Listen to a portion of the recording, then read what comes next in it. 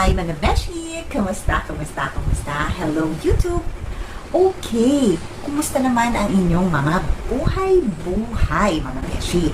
So another tips na naman po para sa ating skin ang ating video for today. Sa mga kakapadpad lang dito po, opo, sa channel natin, I would like to welcome you. Welcome po. Ito po ang ating channel ay nagre-review po ng mga new products, lalong-lalo na yung mga local brands na karaniwang mabibili sa Shopee, sa Facebook, sa TikTok, sa Lazada. Ayan. Meron din naman tayong mangilang-ilang international products, but we are actually focusing on local brands. Okay, karamihan nito ngayon mo palang maririnig, but I would like to let you know na kung ano man po ang magiging review ko or thoughts sa products ay pang sarili ko lamang po yung personal, nothing influenced by others, and I would like to share it to you with all my honesty. Okay, so medyo mahaba-haba na naman ang ating intro. Okay, so watch mo na ang intro, and that way makapag-start na tayo.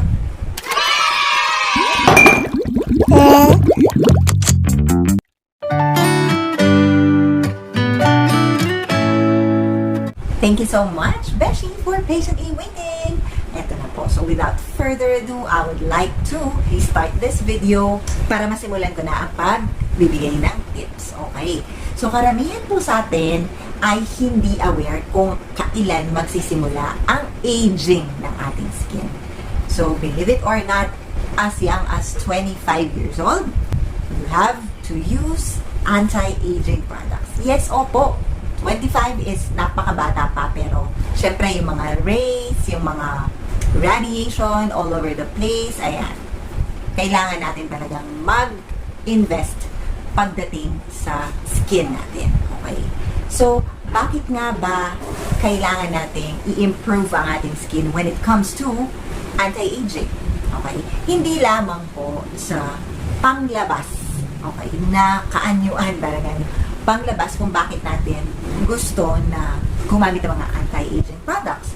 Kung hindi po, dahil na rin po ito sa health benefits. Remember that the biggest organ sa ating katawan is ang water. Ay, water to is ang ating skin. Okay? So, that is the largest organ. Yan, beshi, parating exposed sa mga kung ano-ano, sa mga harmful rays, yung sikat ng araw, mga bacteria, mga kung ano-ano mang dumadapo. Talagang yan ang pangsalo. So, we have actually to help our skin to maintain yung kanyang kabataan. Kasi syempre, hindi na siya magpa-function ng maayos kapag yan, talaga nag-age na. So, I would like to share to you, Beshi, kung ano po yung mga 7 signs na medyo talagang natatamaan na yung skin natin ng pag-age or skin aging. So, here are the 7 signs of skin aging. First, magkakaroon ka na ng fine lines. So, yan ang pinaka-visible at ang unang-una mong mapapansin sa iyong balat kung medyo nag-age nito. So, karamihan ng mga fine lines is dito matatagpuan yan, dyan, dito. Kasi yun ang parting maninipis at saka dito. Ayan. And dito na rin sa neck natin. Okay. And syempre, yun ang unang-una talagang mapapansin kung ang isang tao ay medyo tumatanda na. And then the second sign would be dullness of the skin. Okay. So medyo nagdadal na siya, wala na siyang kulay, lifeless na siya, although makinis, pero parang hindi na maganda. So, sample ng dull skin, ayan, versus, of course, normal skin or glass skin. Ayan. Diba? Maputla na siya at hindi maganda, of course. And we don't want that as well. And yung pang third sign naman po is uneven skin tone. Okay? So, makikita mo na dyan yung parang iba-iba yung color niya. Medyo makinis dito, tapos medyo maputi dito. Pagdating dito, medyo ma-brown-brown na parang hindi mo maintindihan. Parang patse-patse kung tawagin. So, of course, we don't want that as well. So, sample ng uneven skin tone na yan. And then, syempre, hindi natin gustong mangyari yan agad-agad sa ating skin, lalong-lalo na sa face. And then, of course, yung dry skin na yan. Medyo mangungulubot-mulubot ka na dyan, beshi. Okay, so dry skin. Ano nga ba ang disadvantage ng dry skin? Napakarami.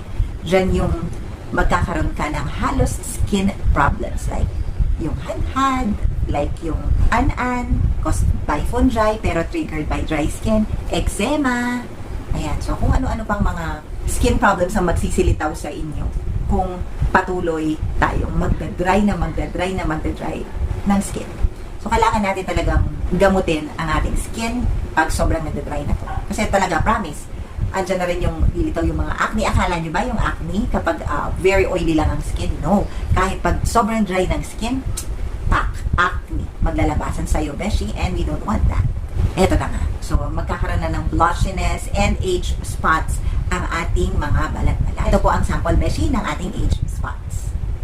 Ayan. So, hindi magandang tignan, beshi, and we don't want that as well. And of course, yung pinakaayaw ko yung textured skin. Ayan. So, textured skin, kahit, alam niyo yung parang, ika nga sabi nila, ayan, balat kalabaw daw, ika nga. So, ibig sabihin yung parang kahit anong i-lotion mo, hindi natanggapin ng balat mo yung lotion because parang sobra na sa, parang kumakapal na ewan na gumagaspang yung mga balat kapag tumatanda ang mga balat. Of course, hindi naman natin mapiprevent, lahat tayo naman, beshi, doon pupunta. But, we could control them. At least man lang. So, ayan, yung sample ng textured skin and we don't want that. And, yung 7th sign na pinakaayaw ko. So, isa to sa pinakaayaw ko, beshi, is yung lalaki, yung mga pores mo lalo. Okay. So, akala ko pa naman dati, kapag medyo dry na yung balat mo, okay lang. Liliit ang pores mo, mali pala, beshi. Lalong lalaki at magiging visible na uhaw ang iyong mga pores at talaga magsisilakihan yan at magiging kitang-kita sila lalo na kapag nagme-makeup ka. And syempre, we don't want that. So, ito siya sa picture, yung enlarged pores. Remember, beshi, don't get me wrong, ang pores ay talagang nandyan yan sa skin. Pero syempre, ayaw naman natin silang, as in, sila yung mga ma-highlight sa ating skin. Syempre, kailangan maliit lang sila. As much as possible, not visible. Diba? They don't have to be enlarged naman kasi. And kapag enlarged yung pores mo, mas prone ka na malagyan yun ng mga bacteria, pasukan nyo ng mga dumi-dumi na cause ng other skin problems naman. Okay. So, I suggest, beshi, itong dalawang product na aking na-discover and it would really stop halos ang pag-age ng skin. And actually, it would give you a radiant skin. Beshi nga pala, kung medyo naririnig mo yung ulan, biglang umulan, beshi. And actually, gabi na kasi tayo nag-film. Okay, and eto nga, umulan. Pasensya na kayo kung may background na ulan. Okay, so syempre hindi tayo papipigil. Eto na nga. So eto yung 2 ingredients I like in this serum is the 24K Gold Actives and the Organic Grape Serum. Nakakatanggal din siya ng pekas. Golden Grape Serum. Ayan. So ito alam ko from Bell Nature's to. So ano ba ang ginagawa nitong serum? It has antioxidant, pwedeng-pwede itong labanan. Magaling to sa mga may melasma, beshi. So, kung may mga pekas ka dyan na matagal mo nang gusto alisin, beshi, why not try this? Okay. Ang ganda-ganda nito, lalo na kung gumagamit ka ng rejuvenating, pwedeng-pwede mo itong ilagay. Actually, kahit sabon, magsabon ka, and then ito, kahit wala ka nang ilagay, beshi. Pero kung meron ka nang nilalagay and want mong idagdag to sa skin routine mo, well then, very good. Okay, disclaimer lang, hindi ito mabango. Medyo amoy mo yung citrus, pero hindi siya mabango gaya ng ibang serum. Okay? And tatapat ko siya dito. Kung nakikita nyo yung mga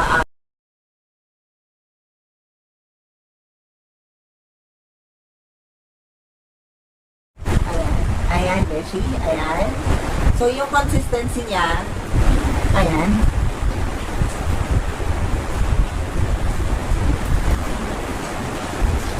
Medyo mahirap siyang ipakita. So, kukuhanin ko na lang siya ng camera or ibang angle and I'll just insert it to this video.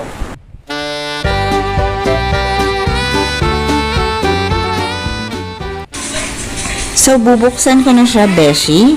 And if you could see, merong mga gold actives na makikita sa kanyang mismong serum. Okay, so watery yung consistency niya, pero once na nilagay na po natin siya sa ating skin, may mararamdaman ka talaga na meron kang pinapahid. So meaning, medyo may pagka heavy, pero tolerable naman yung kanyang feeling pag nilagay mo siya or nilapat mo siya sa ating skin.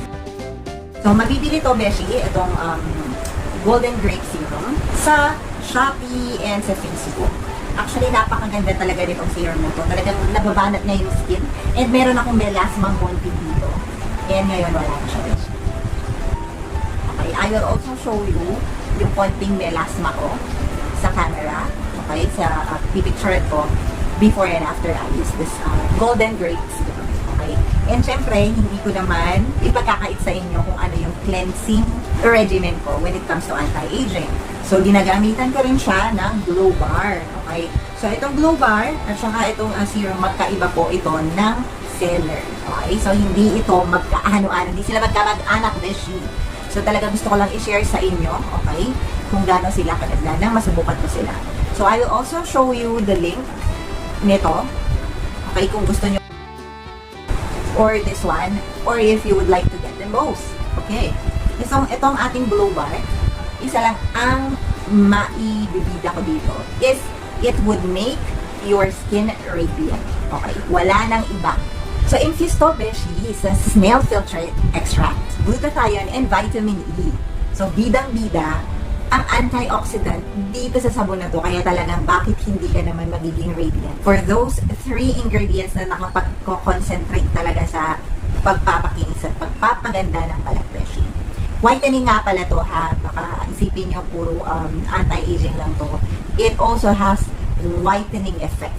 And actually 10 times pa nga. In less than a month, Beshi, siguro mga a week or so, makikita mo na ang difference. Okay, yung mga pili-pilegis ng mukha mo dyan, Beshi, mawawala. Acne scars, ayan, mawawala. Actually, kung sa katawan mo naman siya gagamitin, makikita mo talaga, Beshi, na hindi na katulad dati. Na parang pwede ka na mag-drawing sa ka-dryan ng skin mo, Beshi. This time, magiging glow, plump, at talagang moisturized ang skin natin. Ito, syempre, for the face lang to. Itong soap natin, itong Glow Bar natin, Beshi, pwede yan sa skin, sa face, at pwede rin yan, syempre, sa skin, sa buong katawan. Even for the sensitive parts of the skin, carry lang. Okay? So, ito, Beshi, again, kung gusto mong ito lang ang gamitin mo, and then ito, carry lang din. Ngayon, kung meron kang skincare na ginagamit, idagdag mo to, Beshi. Kung meron ka ng serum, idagdag mo pa rin to, Beshi, kasi kakaiba siya. Okay? I tell you. And downside lang nito, hindi gano'n siyang mabango. Hindi ko siya, actually, sa totoo lang, hindi ko masyadong gusto yung amoy niya. Pero tolerable. And still, you could smell citrus naman dito sa serum. So, ito yun. Ito yung laman niya, Beshi. Okay, so itong Glow Bar. Okay. So, ang ganda-ganda talaga ng Glow Bar na to. And, Beshi, pwede mo siyang gamitin sa singit. Malakas tong magpaputi, Beshi. Whitening nga pala to, ha. Don't get mistaken na puro anti-aging lang siya. Alam ko, naka-buy one, get one sila ngayon. So, you better check out their deals by that would be listed on my description box. You may want to check it out there. And alam ko, tumatanggap din sila ng cash on delivery agreement. You may just want to check it out directly po sa page nila. Okay. So, talagang ma-recommend ko itong dalawa na to. Itong Glow Bar from Radiant Beauty, and then itong Golden Grape Serum from Bell Natures. Okay. Yung both links nila ilalagay ko sa description box. Actually, yung melasma, okay, pa dito, dati, ayan, nabawasan. As in, halos wala na because of this Bell Natures Serum. Early age of 25 years old, Beshi, you may want to start investing to your anti-aging skincare. Okay? Kasi you'll never know eh. Lalong-lalo na sa panahon ngayon, ang daming mga gadgets, laging naka-expose tayo sa kung ano-ano mga rays, ganon. To be honest, as I remember, last year, wala pa naman itong melasma na dating nandito sa skin ko. Nabigla na lang ako nung parang uneven yung skin tone ko, banda rito. And when I checked, may mga melasma na siya. Okay. So, good thing I found golden na hindi ko na kailangan pang kung ano-ano ipahid dyan sa aking skin. So, ito lang. Okay? So, for this, gusto mo na mapuputing singit at mapuputing kilikili. Okay? And then, for melasma-free skin sa face, okay, combo brush. You will have radiant skin. Okay. So, yun lang po. I hope na nag-enjoy po kayo sa ating video at may natutunan kayo kahit paano. Okay, Beshi? See you po sa ibang mga videos dito sa ating channel. Okay? And kung bago ka, subscribe and like. And don't forget to share the video. Bye for now. God bless.